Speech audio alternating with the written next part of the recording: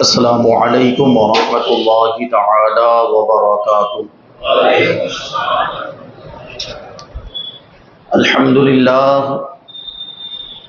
للہ رب العالمین والعاقبۃ للمتقین والصلاة والسلام علی سید الانبیاء والمرسلین وعلی آلہ واصحابہ اجمعین، اما بعد فاعوذ باللہ من الشیطان الرجیم، بسم اللہ الرحمن الرحیم۔ یا ایھا الذین آمنوا قوا انفسکم واہلیکم نارا وقودها الناس والحجارہ علیہا ملائکۃ غلاظ شداد لا یعصون اللہ ما امرهم ویفعلون ما یؤمرون۔ صدق اللہ مولانا العظیم وصدق رسولہ النبی الامین المتین الکریم، ونحن على ذلك لمن الشاکرین والشاکرین والذاکرین والحامدین والحمد للہ رب العالمین۔ آئیے ہم اور آپ سب سے پہلے حضور سرور کائنات، فخر موجودات، باعث تخلیق کائنات، احمد مجتبی محمد مصطفیٰ صلی اللہ علیہ وسلم کی مقدس بارگاہ میں درود و سلام کا ہدیہ پیش کریں اور پڑھیں اللہم صلی علی سیدنا و مولانا محمد معدن الجود والکرم وآلہ الکرام وابنہ الکریم وبارک وسلم صلاۃ و سلاما علیک یا رسول اللہ صلی اللہ تعالی علیہ وسلم۔ عزیزان ملت اسلامیہ، آج انشاءاللہ تبارک و تعالی ہم گزشتہ جمعہ والا ٹاپک ہی آگے بڑھائیں گے۔ آیت کریمہ اللہ تبارک و تعالی ارشاد فرماتا ہے، اے ایمان والو اپنے آپ کو اور اپنے گھر والوں کو جہنم کی آگ سے بچاؤ، جس کا ایندھن آدمی اور پتھر ہیں، اور جس آگ پر ایسے فرشتے مقرر ہیں جو سختی کرنے والے ہیں، بڑے طاقتور ہیں۔ وہ اللہ تبارک و تعالیٰ کی نافرمانی نہیں کرتے، وہی کرتے ہیں جس کا انہیں حکم دیا جاتا ہے۔ تو ہمیں اپنے آپ کو بھی جہنم کی آگ سے بچانا ہے اور اپنے گھر والوں کو بھی، خاص طور پر اپنی اولاد کو۔ اولاد کا تذکرہ چل رہا تھا، اولاد کی تربیت کی بات چل رہی تھی۔ اس میں یہ آیا، حدیث پاک آپ نے سماعت کی کہ حق الولد علی الوالد ان یحسن اسمہ وَيُعَلِّمَهُ الْكِتَابَ وَيُزَوِّجَهُ إِذَا بَلَغَ، کہ اولاد کا باپ پر یہ حق ہے کہ جب اولاد پیدا ہو تو اس کا اچھا نام رکھے، اسے قرآن پاک کی تعلیم دے، اور جب وہ بالغ ہو جائے تو مناسب جگہ پر اس کا نکاح کرا دے۔ مناسب جگہ سے مراد کیا ہے؟ یہاں پر سنی صحیح العقیدہ سے نکاح کرائے، ورنہ بد مذہبوں سے نکاح کرا دیا، بد عقیدہ سے نکاح کرا دیا، یا معاذ اللہ کسی کافر سے نکاح کرا دیا، تو یہ جہنم سے بچانا تھوڑی ہوا، بلکہ یہ اور جہنم کی آگ میں جھونکنا ہو گیا۔ آج کل اس میں بہت زیادہ بے احتیاطی برتی جا رہی ہے۔ لڑکی کا رشتہ کیا جا رہا ہے تو لڑکے میں دوسری ساری کوالٹیز تو دیکھی جاتی ہے، دوسری ساری چیزیں تو دیکھی جاتی ہے کہ مالدار کتنا ہے، کماتا کتنا ہے، خوبصورت کتنا ہے، رہن سہن کیسا ہے، خاندان کیسا، برادری کیسی، یہ سب کچھ تو دیکھا جا رہا ہے، لیکن دینداری نہیں دیکھی جا رہی۔ سنی صحیح العقیدہ ہے کہ نہیں، وہ نہیں دیکھا جا رہا۔ اسی طرح لڑکوں کا بھی کبھی کبھی رشتہ ایسی لڑکیوں سے کر دیا جاتا ہے جو بد مذہب ہوتی ہیں، جس کے گھر والے بد مذہب ہوتے ہیں، اور پھر آگے چل کر وہ لڑکا بھی ویسا ہو جاتا ہے، بلکہ اس کے پورے گھر والے ویسے ہو جاتے ہیں۔ اور آج کل کچھ نوجوان یہ دعویٰ کرتے ہوئے نظر آتے ہیں کہ ہم تو لڑکی کو لائیں گے، سنی بنا کر لائیں گے، سنی بنا کر لائیں گے، یہ دعویٰ کرتے ہیں۔ بھائی آپ نے لڑکی کو سنی بنا لیا، چلو مانتے ہیں، لیکن اس کے باقی رشتہ داروں کا کیا؟ اس کے گھر والوں کا کیا؟ اس کے گھر والے تو اب بھی بد مذہب ہیں، اس کے باقی رشتہ دار تو اب بھی بد مذہب ہیں، بد عقیدہ ہیں۔ اور ہوتا کیا ہے، یہ جو دعویٰ کرنے والا ہے نا کہ ہم تو لڑکی کو سنی بنا کر لائیں گے، 6-8 مہینے کے بعد وہ خود ان کے جیسا ہو چکا ہوتا ہے جس نے بڑے دعوے کیے ہوتے۔ تو اس طرح سے اپنے بچوں کے ایمان کو خطرے میں نہ ڈالیں۔ رشتہ کریں تو سنی صحیح العقیدہ سے ہی رشتہ کریں۔ جہنم کی آگ سے اگر آپ اپنے بچوں کو بچانا چاہتے ہیں تو ان کے ایمان کی سب سے پہلے فکر ہونی چاہیے، دوسری چیزوں کی فکر بعد میں ہو، ایمان کی فکر سب سے پہلے ہونی چاہیے۔ تو یہ بھی ضروری ہے، اور قرآن کی تعلیم دینا بھی بہت زیادہ ضروری ہے، اولاد کو دیندار بنانا بھی بہت زیادہ ضروری ہے، نمازی روزے دار بنانا بھی بہت ضروری ہے۔ اللہ کے رسول صلی اللہ علیہ وسلم فرماتے ہیں کہ مروا ابناءکم بالصلاۃ لسبع واضربوہم لعشر، کہ اپنے بچوں کو نماز کا حکم دو جب وہ 7 سال کے ہو جائیں، اور جب وہ 10 سال کے ہو جائیں تو مار کر ان کو نماز پڑھاؤ۔ مارنے کا مطلب یہ نہیں کہ ہڈی توڑ دی جائے، مارنے کا یہ مطلب نہیں ہے کہ زخم آ جائے خون نکلنے لگ جائے، ہلکی مار ماری جائے، لکڑی کا استعمال نہ کیا جائے، ہاتھ کے ذریعے سے ہی مارا جائے تو مارنے کی اجازت دی ہے جب بچہ 7 سال کا ہو جائے پھر بھی نماز نہ پڑھتا ہو تو، اور جب بالغ ہو جائے گا تو خود اپنے اعمال کا ذمہ دار ہے، لیکن بالغ ہونے سے پہلے یہ ماں باپ کی ذمہ داری بنتی ہے کہ اپنی اولاد کی اس انداز میں تربیت کریں۔ اور یہ نماز کے بارے میں حکم دیا گیا، علماء فرماتے کہ روزے کا بھی یہی حکم ہے، رمضان کا مہینہ قریب آ رہا ہے کہ جب بچہ 7 سال کا ہو جائے تو اسے روزہ رکھنے کا حکم دے، اور جب 10 سال کا ہو جائے تو مار کر روزہ رکھوائیں۔ اور یہ تربیت کیوں کی جا رہی، یہ تربیت کا حکم کیوں دیا جا رہا ہے؟ کیونکہ 7 سال ہی سے 10 سال ہی سے جب بچہ نماز پڑھنے کا عادی ہوگا، جب روزہ رکھنے کا عادی ہوگا، گناہوں سے بچتا ہوگا اور زیادہ نیکی والے کام کرتا ہوگا، تو جب بالغ ہوگا اور اس پر یہ جب ساری چیزیں لاگو ہو جائیں گی، جب فرائض و واجبات اس پر لاگو ہو جائیں گے، جب وہ شریعت کا مکلف بن جائے گا تو اسے فرائض و واجبات پر عمل کرنے میں کوئی دشواری نہیں ہوگی، بلکہ آسانی کے ساتھ وہ عمل کر لے جائے گا۔ پہلے سے جب اس انداز میں تربیت کی ہوگی تو، اور یہ تربیت کرنا ماں باپ کی ذمہ داری ہے، ماں باپ کی ذمہ داری ہے کہ بچوں کو قرآن پڑھائے۔ قرآن پڑھانے کی کیا فضیلت ہے آپ جانتے ہیں؟ ایک واقعہ میں اکثر بیان کرتا ہوں کہ ایک شخص بہت بڑا گنہگار تھا اور اس کی بیوی حمل سے تھی، اور اچانک اس کا موت کا وقت آ گیا، آخری وقت آ گیا، تو یہ وصیت کر کے گیا کہ جب میرا انتقال ہو جائے اور میرا یہ بچہ پیدا ہو اور بولنے کے قابل ہو جائے تو اس کو مدرسے میں داخل کروا دینا اور قرآن کی تعلیم دلانا۔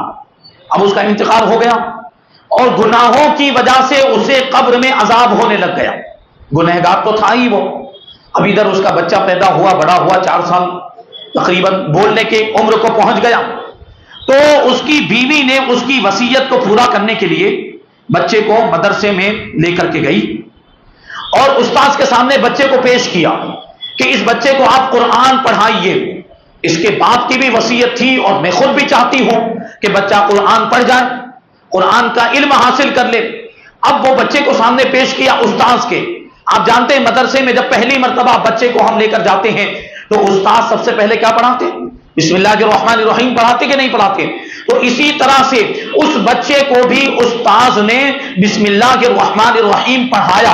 بچے نے جیسے ہی بسم اللہ الرحمن الرحیم پڑھا، ادھر مدرسے میں بچے کا بسم اللہ پڑھنا تھا، اللہ تبارک و تعالیٰ نے اس کی برکت سے اس کے باپ کی قبر سے عذاب کو اٹھا دیا ہے۔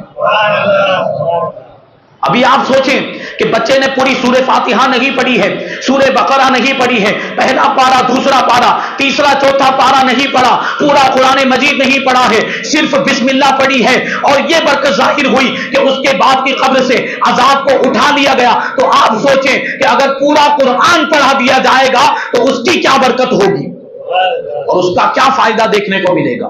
تو ہم اپنے بچوں کو قرآن ضرور پڑھائیں، دین کی تعلیم ضرور دیں، دنیا میں بھی اس کے بڑے فائدے ہیں اور آخرت میں بھی، قبر میں بھی اس کے بڑے فائدے ہیں۔ پھر آپ دیکھیں نا کہ آپ کا بچہ قرآن پڑھا ہوا ہوگا تو ایصال ثواب کر پائے گا نا آپ کے مرنے کے بعد؟ آپ کے مرنے کے بعد آپ کو ایصال ثواب کی ضرورت ہوگی۔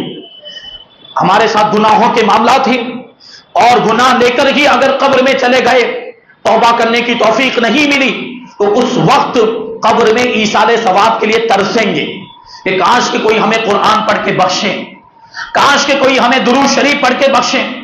بچوں کی اس انداز میں تربیت کی ہوگی تو قرآن پڑھ کے تمہیں پہنچائیں گے قبر میں، اگر اس انداز میں تربیت کی ہوگی تو درود شریف پڑھ کے قبر میں تمہیں پہنچائیں گے، نیک اعمال کر کے، نیاز وغیرہ کا اہتمام کر کے اس کا ثواب تمہیں پہنچائیں گے۔ لیکن جب اس انداز میں تربیت کی ہوگی تب نا، بچوں کو قرآن پڑھایا ہی نہیں تو کیا ایصال ثواب کریں گے وہ؟ قرآن ان کو خود نہیں آتا ہے، کیا پڑھیں گے وہ؟ پھر آخر میں مجبور ہو کر مدرسے کے بچوں کو بلانا پڑتا ہے، قرآن خوانی کے لیے دارالعلوم کے بچوں کو بلانا پڑتا ہے۔ اچھا، مدرسے کے بچوں کو، دارالعلوم کے بچوں کو ایک مرتبہ 2 مرتبہ بلائیں گے، زیادہ مرتبہ تو نہیں بلائیں گے نا، تو یہ ایصال ثواب 1 مرتبہ 2 مرتبہ ہوا۔ لیکن آپ کی اولاد خود پڑھی ہوئی ہوگی تو وہ جب چاہے گی تب آپ کو ایصال ثواب کرے گی۔ اور پھر یہ نہ کہ اولاد جس انداز میں، جس خلوص کے ساتھ، جس محبت کے ساتھ ایصال ثواب کرے گی، کوئی دوسرا کر پائے گا کیا؟ کوئی اجنبی کر پائے گا جس کا آپ سے کوئی رشتہ نہیں ہے؟ تو اولاد، اگر آپ چاہتے ہیں نا کہ مرنے کے بعد بھی آپ کو اس کا فائدہ ملے تو اولاد کو دیندار بنائیے۔ اس کا دنیا میں بھی تو فائدہ، جو میں نے پچھلے جمعہ میں عرض کیا کہ اولاد اگر دیندار بن جائے گی تو آپ کا کہا بھی مانے گی، ماں باپ کی فرما برداری بھی کرے گی، ماں باپ کی اطاعت بھی کرے گی، ماں باپ کے حقوق کو بھی ادا کرے گی، اور پھر مرنے کے بعد بھی یہ اولاد آپ کو کام آئے گی۔ ایک حدیث پاک میں اللہ کے رسول صلی اللہ علیہ وسلم ارشاد فرماتے ہیں، اذا مات الانسان انقطع عنه عمله الا من ثلاثه، الا من صدقة جاریہ او علم ينتفع به او ولد صالح يدعو له۔ یہ حدیث پاک ہمارے حدیث کے درس میں 2 مرتبہ آ چکی ہے۔ مطلب یہ ہے کہ جب انسان مر جاتا ہے، جب انسان کا انتقال ہو جاتا ہے تو اس کے عمل کا سلسلہ منقطع ہو جاتا ہے۔ جب تک زندہ ہے وہ عمل کر سکتا ہے، نیک عمل یا برے عمل بھی، لیکن جب مر جاتا ہے تو اس کے اعمال کا سلسلہ منقطع ہو جاتا ہے، وہ کوئی عمل، نیک عمل یا برا عمل، کوئی بھی عمل نہیں کر سکتا۔ لیکن 3 عمل ایسے ہیں کہ جن کے ثواب کا سلسلہ مرنے کے بعد بھی جاری رہتا ہے اور وہ ثواب قبر میں پہنچتا رہتا ہے۔ 3 عمل ہیں، مرنے کے بعد بھی اس کا ثواب قبر میں مردے کو ملتا ہے۔ ہمیں ان 3 عمل پر غور کرنا، اس کو سننا بھی ہے اور اس پر عمل کرنے کی بھی ہمیں کوشش کرنی، اگر ہم چاہتے ہیں کہ قبر میں ثواب ملتا رہے۔ پہلے نمبر پر ہے صدقہ جاریہ۔ صدقہ جاریہ کا کیا مطلب ہے؟ ایسا کوئی صدقہ کر دیا جس کا سلسلہ جاری رہتا ہے، جیسے مسجد بنا دی، مسجد تعمیر کر دی، یا مسجد کی تعمیر میں حصہ لے لیا، تو اب جب تک وہ مسجد قائم رہے گی، جب تک وہ مسجد باقی رہے گی، اور جب تک لوگ اس مسجد میں نماز پڑھتے رہیں گے، عبادت کرتے رہیں گے، مسجد بنانے والے کو اور مسجد کی تعمیر میں حصہ لینے والے کو اس کا ثواب ملتا ہی رہے گا، چاہے وہ مر ہی کیوں نہ گیا ہو، قبر میں بھی اس کو ثواب ملتا رہے گا۔ تو مسجد کی تعمیر میں حصہ لیں گے، ہماری مسجد کو بھی ضرورت ہے کہ نہیں؟ مسجد میں خوب زیادہ تعاون کریں، یہ صدقہ جاریہ ہے۔ اسی طرح مدرسے میں آپ نے مدد کر دی تو جب تک مدرسہ قائم رہے گا اور جب تک وہاں تعلیم و تعلم کا سلسلہ جاری رہے گا تو مدرسے میں تعاون کرنے والے کو اس کا ثواب ملتا رہے گا۔ اور اسی طریقے سے اگر کوئی مسافر خانہ بنا دیا اور ایسی کوئی چیز بنا دی ہے جس کا ثواب جاری رہتا ہے، جس کا سلسلہ جاری رہتا ہے، تو مرنے والے کو قبر میں مرنے کے بعد بھی اس کا ثواب ملتا رہتا ہے۔ دوسرے نمبر پر ہے او علم ينتفع به، ایسا علم چھوڑ کر گیا جس سے فائدہ اٹھایا جاتا رہے گا اس کے مرنے کے بعد بھی۔ جیسے کوئی عالم دین ہے، عالم دین کتابیں لکھ کر گئے ہیں، اب ان کی کتابوں کو جب تک لوگ پڑھتے رہیں گے ان کو قبر میں ثواب ملتا رہے گا کہ نہیں ملتا رہے گا؟ شاگرد پیدا کر کے گئے، اپنے پاس، ان کے پاس جو علم تھا وہ دوسروں کو پہنچا کر گئے، اب ان کے شاگرد جب تک وہ علم پڑھتے پڑھاتے رہیں گے، دوسروں تک پہنچاتے رہیں گے، لوگوں کی اصلاح کرتے رہیں گے، ان کو پڑھانے والے استاذ کو اس کا ثواب ملے گا کہ نہیں ملے گا؟ قبر میں اس کا ثواب ملے گا۔ یا تقریریں کر کے گئے، بیانات، اور بیانات ریکارڈ ہو گئے ہیں، وہ بیانات اور تقریریں اور ان کے دروس لوگ آگے سنتے رہیں گے، تو جب تک لوگ اس کو سنتے رہیں گے اس کا ثواب ان عالم صاحب کو قبر میں ملتا رہے گا۔ تو یہ بھی ایسا عمل ہے کہ جس کا سلسلہ مرنے کے بعد بھی ثواب کا سلسلہ جاری رہتا ہے۔ اور تیسرے نمبر پر جو بات ہے نا، وہ ہمارے لیے بڑی کام کی بات ہے۔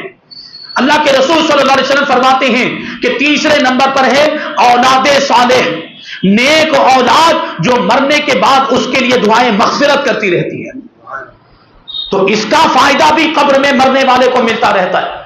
اولاد کو نیک بنایا ہوگا تبھی تو دعا کرے گی نا۔ اولاد اگر لچی لفنگی گنڈی ہے، موالی ہے، تو وہ تو گناہوں کے کاموں میں مبتلا رہے گی، اس کا تو بلکہ آپ کے اوپر وبال ہوگا، اس کے گناہوں کے بارے میں تم سے سوال پوچھا جائے گا کہ اس کی تربیت کیوں نہیں کی تھی، وہ گناہوں کے کام میں مبتلا ہو گیا، وہ گنڈا بن گیا، وہ موالی بن گیا، وہ قاتل بن گیا، وہ مرڈرر بن گیا ہے، اس کے بارے میں بھی آپ سے پوچھا جائے گا۔ لیکن وہی اولاد اگر نیک ہوگی، نمازی ہوگی، نماز پڑھنے کے بعد تمہارے لیے مغفرت کی دعا کرے گی، ایصال ثواب کرے گی اور استغفار کرے گی، تو اس کا فائدہ آپ کو قبر میں ملے گا۔ تو اگر آپ چاہتے ہیں نا کہ قبر میں آپ کو فائدہ ملے اور آپ کو قبر میں بھی ثواب پہنچتا رہے تو یا تو صدقہ جاریہ کا انتظام کر کے جائیں یا اولاد کو نیک بنا کے جائیں، اور یہ دونوں کام کر کے جائیں تو کتنی اچھی بات ہے۔ صدقہ جاریہ کا بھی انتظام کر لیں اور اولاد کو بھی نیک بنائیں تو فائدہ ہی فائدہ ہے۔ آج کل کی اولاد کا حال کیا ہے میں آپ کو بتاؤں۔ ایک واقعہ ایسا ہے، ایک آدمی بازار سے گزر رہا تھا، اس نے دیکھا کہ ایک انگور کی دکان ہے، فروٹس کی دکان ہے، اس میں انگور بھی لگے ہوئے تھے، تو اس نے سوچا کہ انگور خرید لیتا ہوں۔ اس نے اپنے لیے بھی انگور خریدے اور اپنے بیوی بچوں کے لیے بھی انگور خریدے، ایک تھیلی میں لے کر وہ گھر پر آیا اور گھر میں اس نے ٹیبل پر وہ انگور رکھ دیے اور یہ سوچا تھا کہ سب مل کر کھائیں گے، میں بھی کھاؤں گا، بیوی بچے بھی کھائیں گے انگور۔ لیکن اچانک اس کو کوئی ضروری کام یاد آ گیا تو وہ گھر سے باہر نکل گیا۔ توجہ دیں گے آپ، وہ گھر سے وہ کام کرنے کے لیے، ضروری کام کو انجام دینے کے لیے باہر چلا گیا۔ کام مکمل کرنے کے بعد جب وہ واپس آیا تھوڑی دیر کے بعد تو کیا دیکھتا ہے کہ سارے انگور ختم ہیں۔ جو انگور لا کر اس نے رکھے تھے وہ سارے انگور ختم ہو گئے۔ کون کھا گیا بھائی؟ ہے کوئی باہر سے کوئی آدمی آیا تھا یا کوئی جنات کھا گیا؟ اس کے بیوی بچے ہی کھا گئے۔ سوچئے آپ کہ بیوی وہ کیا سوچ کر لایا تھا کہ میں اپنے بیوی بچوں کے ساتھ بیٹھ کر یہ انگور کھاؤں گا، لیکن وہ باہر کیا گیا، اس کے بیوی بچے اس کو چھوڑ کر اس کا خیال بھی نہیں کیا اور سارے انگور کھا گئے۔ اس نے بیوی بچوں کو کچھ بھی نہیں کہا، وہ گیا اپنی الماری سے بہت بڑی رقم نکالی، وہ روپے پیسے لے کر اپنے گھر کے باہر کسی کو بھی کچھ بھی بتائے بغیر نکل گیا اور وہ بڑی رقم جو تھی وہ صدقہ جاریہ میں خرچ کر دی۔ مثال کے طور پر مسجد میں دے کر آ گیا یا جو ہے کہ مدرسے میں دے کر آ گیا۔ اب واپس گھر آیا، اپنے لیے صدقہ جاریہ کا انتظام کر کے آیا تاکہ مرنے کے بعد اس کا ثواب اس کو ملتا رہے۔ جب واپس گھر میں آیا تو اب اس کے بیوی بچے اس کو پوچھ رہے ہیں کہ تم یہ کیوں چلے گئے تھے، اچانک باہر کیوں چلے گئے تھے، ایسا تو کیا ہو گیا اور یہ پیسے لے کر کیوں گئے تھے؟ تو وہ جواب دیتا ہے کہ میرے بچے جو میری زندگی میں میرے لیے انگور بچا کر نہیں رکھ سکتے ہیں، میرے مرنے کے بعد میرے لیے ایصال ثواب کیا کریں گے؟ جو بچے میرے لیے انگور بچا کر نہیں رکھ سکتے ہیں، میرے مرنے کے بعد میرے لیے ایصال ثواب کیا کریں گے؟ اس لیے میں نے خود ہی اپنے لیے مرنے کے بعد کا میں انتظام کر کے آیا ہوں، صدقہ جاریہ کا انتظام کر کے آیا ہوں۔ تو آج کل کے بچوں کا یہ حال ہے کہ ماں باپ کا انتقال ہو جائے تھوڑے دن تک یاد آتے ہیں ماں باپ، 5 مہینے 6 مہینے تک ماں باپ یاد رہتے ہیں، یا دادا دادی نانا نانی یاد رہتے ہیں۔ عرصہ گزرا پھر کون ماں باپ اور کون دادا دادی کون نانا نانی بھول جاتے ہیں، مطلب ایصال ثواب کی پھر کوئی فکر نہیں ہے اور ان کو فائدہ پہنچانے کی کوئی فکر نہیں۔ آج کل کی اولاد کا یہ حال ہے۔ لیکن وہی اولاد اگر نیک ہو، اولاد کو صحیح تعلیم دی ہو، صحیح تربیت دی ہو تو یہی اولاد مرنے کے بعد بھی کام آتی ہے۔ اولاد پر بہت زیادہ توجہ دینے کی ضرورت ہے، کیونکہ یہ جو ماحول ہے نا بہت پرفتن ماحول، بہت زیادہ فتنے معاشرے میں پھیل گئے اور دن بدن نئے نئے فتنے آتے جا رہے ہیں، اور ہماری اولاد کے کا دین بھی برباد ہونے کا اندیشہ ہے، ایمان بھی برباد ہونے کا اندیشہ ہے، اور ان کے اخلاق اور ان کی زندگی کے برباد ہونے کا بھی اندیشہ ہے۔ دونوں کی ہمیں فکر کرنی ہے کہ ان کا دین بھی برباد نہ ہونے پائے اور ان کی زندگی بھی برباد نہ ہونے پائے۔ انسان ہونے کے ناطے، اشرف المخلوقات ہونے کے ناطے یہ ہماری ذمہ داری بنتی ہے کہ ہم اپنی اولاد کی تربیت پر توجہ دیں۔ وہ تو جانوروں کے معاملات ہوتے ہیں کہ بچہ پیدا ہوا چلنے پھرنے کے قابل ہو گیا چھوڑ دیا جاتا ہے، پھر تو کون اور میں کون، یہ جانوروں میں ہوتا ہے۔ لیکن انسان اشرف المخلوقات ہے، انسان کو اللہ تبارک و تعالیٰ نے ساری مخلوقات میں فضیلت عطا فرمائی ہے، تو پھر اس کی کچھ ذمہ داریاں بھی ہیں۔ اس کی یہ ذمہ داری بنتی ہے کہ وہ اولاد کی صحیح تربیت کرے، اولاد کو صحیح راستہ بتائے، اولاد کو دیندار بنائے، اس کی دنیا بھی سنوارے اور اس کا دین بھی سنوارے۔ آج کل ہو کیا رہا ہے، نوجوانوں کے اندر ایک بہت بڑی یہ خرابی، یہ برائی بہت زیادہ پھیل رہی ہے، نشے کی بلا۔ نشے میں مبتلا ہوتے جا رہے ہیں نوجوان۔ شراب کے تو معاملات ہے ہی ہیں، شراب کے علاوہ یہ جو آج کل وہ جو ایم ڈی ڈرگس آ گیا، اللہ کی پناہ، اس کو ہمارے معاشرے میں داخل کیا گیا ہے منظم سازش کے تحت۔ پہلے فری میں تقسیم کیا جاتا ہے، 1-2 مرتبہ فری میں دے دیا جاتا ہے، پھر وہ نوجوان جب عادی ہو جاتا ہے، آپ جانتے ہیں کہ پھر وہ نشے کی چیز اس کو نہ ملے تو کچھ بھی کر حاصل کرنے کی کوشش کرتا ہے۔ پھر چاہے اسے چوری کرنی پڑے، چاہے اس کو ڈاکہ زنی کرنی پڑے، چاہے کسی کو قتل کرنا پڑے، اس کی عادت پڑ چکی ہے تو پھر کسی بھی طریقے سے وہ حاصل کرتا ہے۔ جیسے کہ جوئے کا معاملہ ہوتا ہے کہ جوئے میں جب ہار جاتا ہے تو پھر کبھی اپنے بیوی کے زیورات بھی بیچ دیتا ہے، کبھی اپنے گھر میں بھی چوری کرتا ہے، کبھی دوسروں کے یہاں بھی چوری کرتا ہے۔ یہ جوئے کی لت ایسی ہوتی۔ اسی طرح یہ نشے کا معاملہ ہوتا ہے کہ جب نشے کی عادت پڑ جاتی ہے، اور یہ غیروں کی طرف سے ہمارے معاشرے کو برباد کرنے کے لیے ہمارے معاشرے میں یہ چیز داخل کی جا رہی ہے۔ آپ دیکھیں گے، آپ محسوس کریں گے کہ غیروں کے محلے میں اور غیروں کے علاقے میں یہ چیز کم ہے، اتنی زیادہ نہیں ہے۔ ایم ڈی ڈرگس کے معاملات سب سے زیادہ کہیں پر پائے جاتے ہیں تو یہ ہمارے نوجوانوں کے اندر پائے جاتے ہیں۔ کیوں؟ کیونکہ یہ ہمارے نوجوانوں کو خراب کرنے کی ایک سازش ہے، ان کی زندگی برباد کرنے کی ایک سازش ہے۔ یہ ڈرگس جو ہوتا ہے نا، ڈرگس یہ کسی زہر سے کم نہیں ہے۔ آدمی قسطوں میں مر رہا ہوتا ہے، اور 6 مہینے کے اندر یہ ایم ڈی ڈرگس تو جو ہے نا، یہ 6 مہینے کے اندر تباہ و برباد کر دیتا ہے۔ 6 مہینے کے اندر۔ ایک عورت کا واقعہ، ممبئی کی ایک عورت تھی کہ اس کو یہ ڈرگس، عورت کو بھی دیکھے ڈرگس کی عادت پڑ گئی، اس کو ڈرگس کی عادت پڑ گئی۔ اب جب اس کو ڈرگس نہیں ملا، اس نے دیوار سے اپنا سر پٹکنا شروع کر دیا، اتنا سر پٹکا کہ اس کا سر ہی پھٹ گیا اور وہیں پر اس کا انتقال ہو گیا۔ ایک واقعہ ممبئی ہی کا ہے، ایک نوجوان یہی اسی طرح کے ڈرگس کا عادی تھا، وہ ڈرگس لیا کرتا تھا۔ ایک مرتبہ اس کو اتنی زور کی چھینک آئی۔ ڈرگس کا نقصان کیا ہوتا ہے؟ اس کے ڈرگس لینے کی وجہ سے اس کا دماغ، اس کا جو بھیجا ہے نا، وہ لکوڈ میں تبدیل ہو چکا تھا۔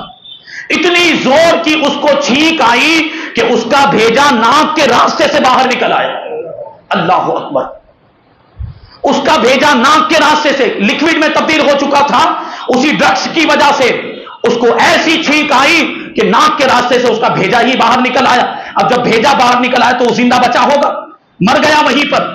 تو اس طرح سے ہمارے نوجوانوں کی زندگیاں برباد ہو رہی ہے۔ ممبئی کے ایک ہی خاندان کے 2 بھائی ڈرگس کے عادی تھے، 6 مہینے نہیں گزرے تھے کہ دونوں کا انتقال ہو گیا اور پورا خاندان تباہ و برباد ہو گیا۔ تو اس سے صرف ایک انسان برباد نہیں ہو رہا ہے، یہ پورے خاندان تباہ و برباد ہو رہے ہیں، اور اس سے بڑھ کر ہمارا اسلامی معاشرہ تباہ و برباد ہو رہا ہے، اور یہ سازش کی جا رہی ہے ہمارے معاشرے کو تباہ و برباد کرنے کے لیے۔ تو اس پر کون توجہ دے گا؟ اس پر یہ کس کی ذمہ داری ہے؟ عالم دین تو مسجد میں کھڑا ہو کر بیان کر دے گا، اس کی ذمہ داری پوری ہو گئی۔ عالم دین آپ کو بیدار کر سکتا ہے، آپ کو جگا سکتا ہے، آپ کو غفلت سے باہر نکال سکتا ہے، لیکن عملی میدان میں تو آپ ہی کو اترنا پڑے گا۔ آپ کو ہی اپنی اولاد کا خیال رکھنا پڑے گا کہ آپ کی اولاد کس سے ملتی ہے، کس سے ملاقات کرتی، کس کی صحبت میں اٹھتی بیٹھتی، کس کو دوست بنایا ہوا ہے۔ یہ جو ڈرگس کے معاملات ہیں نا، اس کی 3 وجوہات بیان کی جاتی ہیں۔ پہلے نمبر پر تو ڈپریشن ہے، ٹینشن ہے اور ذہنی دباؤ ہے، تو اس کی وجہ سے آدمی یہ سب کرتا ہے۔ اور ڈپریشن کو دور کرنا ہو تو اس کا سب سے بہترین ذریعہ ہے اللہ کی عبادت۔ ذہنی دباؤ اور ذہنی تناؤ کو اگر دور کرنا ہے، بے چینی کی کیفیت ہے، بے قراری کی کیفیت ہے، نماز پڑھنا شروع کر دیں، ساری بے چینی دور ہو جائے گی، ساری بے قراری دور ہو جائے گی۔ 5 وقت کی نماز میں مؤذن آپ کو بلاتا ہے کہ نہیں، حی علی الفلاح، کامیابی کی طرف آؤ، نماز کی طرف آؤ۔ ہم جہاں پر کامیابی رکھی ہوئی ہے، جہاں پر سکون رکھا ہوا ہے، جہاں دلوں کا چین رکھا ہوا ہے، اس کو چھوڑ کر پوری دنیا میں چین ڈھونڈ رہے ہیں، پوری دنیا میں سکون کی تلاش کر رہے ہیں، اور پوری دنیا میں کامیابی ڈھونڈ رہے ہیں۔ لیکن جس چیز میں کامیابی ہے اسی سے ہم غافل ہیں۔ نماز پڑھنے لگ جائیں، اللہ کی عبادت کرنے لگ جائیں تو انشاءاللہ تبارک و تعالیٰ سارا ٹینشن دور ہو جائے گا اور سارا ڈپریشن ختم ہو جائے گا۔ اور اگر کسی کو یہ بیماری ہو بھی گئی ہو نا، نشے کی لت لگ گئی ہو، نشے کی عادت، اس کو بھی آپ نمازی بنا دیں، اس کو بھی آپ نمازی بنا دیں، نمازوں کا پابند بنا دیں، انشاءاللہ تبارک و تعالیٰ یہی نماز اس کے نشے کی عادت کو چھڑا دے گی۔ کیونکہ ان الصلاۃ تنہا عن الفحشاء والمنکر، بے شک نماز بے حیائی اور بری باتوں سے روکتی ہے۔ وہ سچے دل سے نماز پڑھنے لگ جائے گا، یہی نماز اسے نشے سے دور کر دے گی۔ تو آج ضرورت ہے اس بات کی کہ اپنی اولاد پر توجہ دیں۔ اور دوسرے نمبر پر جو اس کا سبب بنتا ہے نا، وہ ہے بری صحبت۔ برے دوستوں کے ساتھ اٹھنے بیٹھنے لگ گیا، اب ان دوستوں کے اندر جو برائیاں ہوتی ہیں نا، وہ اس کے اندر آ جاتی ہیں۔ تو اس پر بھی کون خیال رکھے گا، کون دھیان دے گا؟ ماں باپ ہی کو دیکھنا پڑے گا کہ کس کے ساتھ اٹھتا بیٹھتا ہے، کس کے ساتھ اس کی دوستی ہے، کس کے ساتھ اس کی یاری ہے، اچھوں کو دوست بنایا ہے یا بروں کو دوست بنایا ہے۔ یہ ماں باپ کی ذمہ داری اب چھوڑ دیا جاتا ہے۔ بیٹا کہاں جا رہا ہے، بیٹی کہاں جا رہی، کالج کا ماحول آج کل کیسا ہو گیا، یونیورسٹی اسکولوں کا ماحول مخلوط تعلیم ہے، لڑکے لڑکیاں اور کس کے ساتھ، لڑکیوں کو بھی دوست بنایا جا رہا ہے معاذ اللہ، اور کیسے کیسے خرافات ہوتے ہیں اسکول اور کالج میں، وہ بیان کرنے کی ضرورت نہیں، سب آپ کے سامنے ہیں، تو کون دیکھے گا؟ اور خاص طور پر لڑکیوں پر تو بہت زیادہ توجہ دینے کی ضرورت ہے، لڑکیاں غیروں کا شکار بن رہی ہیں، مرتد ہو رہی ہیں، یہی سب معاملات ہیں۔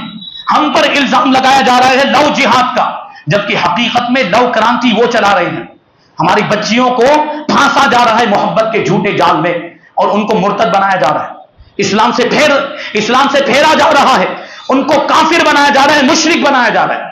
تو ان ساری چیزوں پر کون توجہ دے گا؟ یہ ماں باپ کی ذمہ داری ہے کہ نہیں؟ ماں باپ کیا سمجھ رہے ہیں؟